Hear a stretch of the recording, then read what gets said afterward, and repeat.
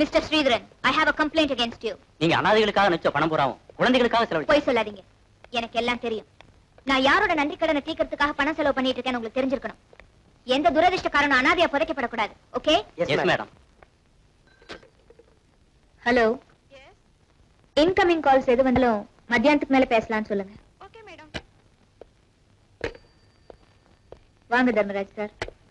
நான் பிளாட் விஷயமா ஒரு இன்ஸ்பெக்ஷனுக்கு போயிட்டு வர்றேன். நானும் ஒரு பிளாட் பத்தி உங்ககிட்ட பர்சனலா சொல்லலாம்னு. எந்த பிளாட்டுமா? சதி பண்ணி என் புருஷனை கொண்டானே சண்டானே. என் மனசுல பதிஞ்சிருந்த அவனோட உருவத்தை நினைவுபடுத்தி படமா வரைஞ்சிருக்கேன். என் பொட்ட அழிச்சவனோட முகத்தை பாக்குறீங்களா?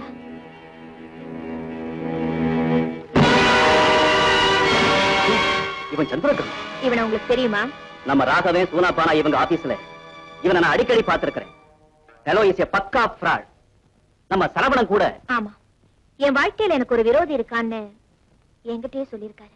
ஏமா இத முதல்லயே போலீஸ்ல சொல்லி இருந்தா ட்ரேஸ் பண்ணி இவனை தொலைச்சிருக்கலாமே. சார், போலீஸ் ஆரம்பத்திலேயே எங்க கிட்ட எந்த க்ளூவும் இல்லாம நாங்க இருட்டுல இருக்கோம்னு சொல்றாங்க. ஒரு ஸ்டேட்டஸ்ல ஒரு மனுஷன் உலாவ ஆரம்பிச்சிட்டான்னா அவன் எவ்வளவு பெரிய கிரிமினலா இருந்தாலும் சட்டம் அவனை பிடிக்கிறதுக்கு பயப்படுது. காரணம், அதிகாரம் சட்டத்தை சைலண்ட் ஆக்கிடுது. இப்ப உன் பிளான் என்னம்மா? சமூகத்துல என் பொசிஷனை ஒசத்திக்கிட்டேன். என் கணவரோட ஆசையெல்லாம் கம்ப்ளீட் பண்ணிட்டேன். நான் நினைச்சபடியே கண்ணனையும் ஒரு லெவலுக்கு மனுஷனா ஆக்கிட்டேன்.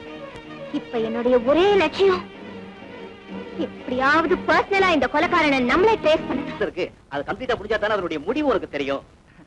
ஆமா, இது என்ன பேக்கேஜ்? இதுவா? இது வந்து ஜஸ்ட் ஒரு பிராக்கெட். முதல்ல நான் அம்மாவை பார்க்கணும். வீட்டுக்கு ஓடுறேன்.